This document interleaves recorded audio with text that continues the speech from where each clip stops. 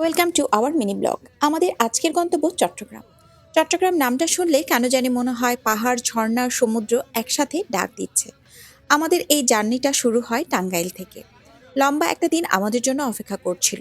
ঢাকা থেকে চট্টগ্রাম পৌঁছাতে লেগে গেল প্রায় 8 থেকে 9 ঘন্টার মতো। এই দীর্ঘ জার্নিটা ক্লান্তিকর হলেও মনের ভেতর ছিল এক অদ্ভুত উত্তেজনা কাজ করছিল। কারণ আমরা যাচ্ছিলাম প্রকৃতির কাছে। আপনারা চাইলে খুব সহজে বাস বা ট্রেনে করেও ভ্রমণ করতে পারেন। চট্টগ্রাম পৌঁছে আমাদের প্রথম গন্তব্য ছিল খৈয়াছড়া ঝর্ণা। পাহাড়ের বুক চিরে নেমে আসা পানি, চারপাশে নিস্তব্ধ সবুজ। মনে হচ্ছিল শহরের কোলাহল থেকে অনেক দূরে ফেলে এসেছি।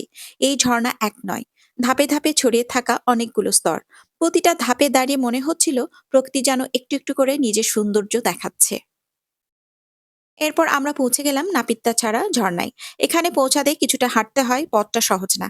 কিন্তু ঝর্ণার সামনে দাঁড়ানোর পর মনে হলো এই কষ্টটা একদম বৃথা না। তবে বর্ষায় এই ঝর্ণা আরো মারাত্মক সুন্দর রূপ নেয়। ঝর্ণার কোল থেকে বের হয়ে আমরা পৌঁছে গেলাম মহামায়া লেকে। চারপাশে পাহাড়, সামনে বিশাল লেক। এখানে এসে মনটা হঠাৎ করে অনেক হালকা হয়ে গেল। আমরা এখানে একটা নৌকা ভাড়া করলাম। নৌকার মাঝখানে বসে যখন চারিপাশে তাকাচ্ছিলাম মনে হচ্ছিল জীবনের সব ব্যস্ততা এই জলের মাঝে ভেসে যাচ্ছে। এরপর আমরা গেলাম সীতাকুণ্ড পাহাড়ে। উঠতে শুরু করেছিলাম অনেক স্বপ্ন নিয়ে, কিন্তু মাঝপথে এসে আর দীপ্ত আর উপরে উঠতে পারছিল না। এই মুহূর্তে বুঝলাম ভ্রমণ মানে শুধু চূড়ায় ওঠা নয়, ভ্রমণ মানে একে অপরের পাশে থাকা। তাই আমরা ফিরে এলাম। দিনের শেষটা আমরা কাটিয়েছিলাম বাঁশবাড়িয়া সমুদ্র সৈকতে। সমুদ্র ছিল শান্ত, ঢেউ তেমন ছিল না। ভাটার সময় থাকায় পানি ধীরে ধীরে সরে যাচ্ছিল। আমরা চুপচাপ দাঁড়িয়ে সূর্য ডোবা দেখছিলাম। নীল আকাশের নিচে অবিরাম ঢেউয়ের শব্দ যেন মনের সব ক্লান্তি ধুয়ে দেয়। এখানে নেই অতিরিক্ত ভিড়, আছে শুধু প্রশান্তি আর খোলা বাতাস। সূর্যাস্তের সময় সূর্য আর আকাশ মিলে তৈরি হয় এক অনন্য দৃশ্য। প্রকৃতিকে অনুভব করতে চাইলে সমুদ্র সৈকতই হতে পারে আপনার সেরা ঠিকানা।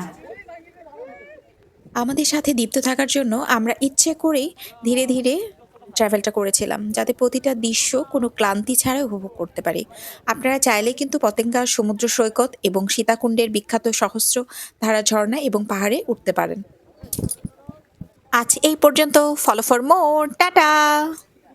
নেক্সট ভিডিও থাকছে ঢাকা টু চায়না। আমার সব ভিডিওগুলোতে এখন চায়নার সম্পূর্ণ ডিটেলস ভিডিও আলোচনা করব নেক্সট ভিডিওগুলোতে। চ্যানেলে কিছু প্রবলেম থাকার জন্য আমি কন্টিনিউ করতে পারছিলাম না বেশ কিছুদিন। এখন আমি কন্টিনিউ ভিডিও আপলোড করব। সাথে থাকবেন, লাইক কমেন্ট শেয়ার দিয়ে পাশে থাকবেন।